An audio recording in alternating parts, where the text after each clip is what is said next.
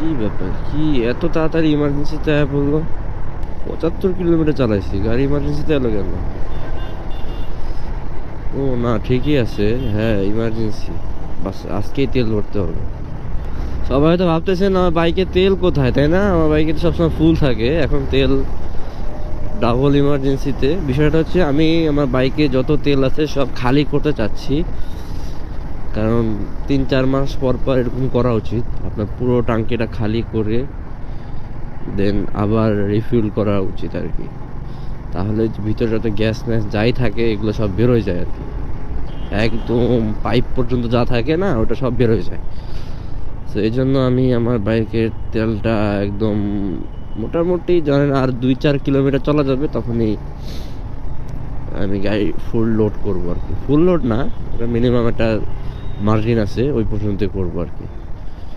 এতে কিছুটা হলেও উপকার পাওয়া যায়।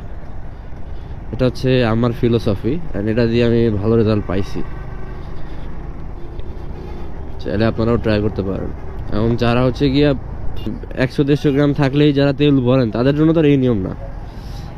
আমি তেলটা ভরি হচ্ছে গিয়া যখন আমার বাইকে আর মাত্র ফার্স্ট ইমার্জেন্সিতে আসে। ফার্স্ট ইমার্জেন্সি মানে আমার বাইকে 3 লিটার তেল আছে, তো তখন আমি 10 লিটার তেল ভরি, এই 13 লিটার। এই হচ্ছে হিসাব। ধরেন ওই আবার যখন রিজার্ভে আসে, তার মানে যখন আবার 3 লিটারে আসে, তখন ওই 10 কিলোমিটারে আমার কতটুকু চলে ওটা দিয়ে আমার একটা মাইলেজের হিসাব থাকে। ধরেন 10 কিলোমিটারে আমার 408-10 কিলোমিটার চলে, তো ওই হিসাবে দেখা যাচ্ছে যে আমার 40-42 করে মাইলেজ পাই, এই আর কি। সো এই ট্রিপে মাইলেজটা একটু খারাপ গেছে, কারণ 300 মিটার টানছিলাম, তো 120-25 টানছিলাম, এই জন্য দেখা যাচ্ছে একটু খারাপ পাইছি। খারাপ পাই নাই, মানে তেল ভালো পাইছি, বাট মাইলেজটা একটু ড্রপ করছে টানাটানির কারণে। তো এটা ব্যাপার না, এটা ন্যাচারাল, স্বাভাবিক। তো এখন যেহেতু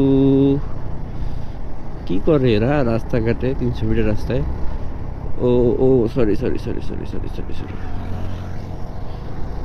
এখন যেহেতু একটু মানে প্রবলেম পাইছি, তো প্রবলেমটা ভালোভাবে ক্লিয়ার করব, এই জন্য এই পুরো টাঙ্কিটা ফালাই দেওয়া আর কি।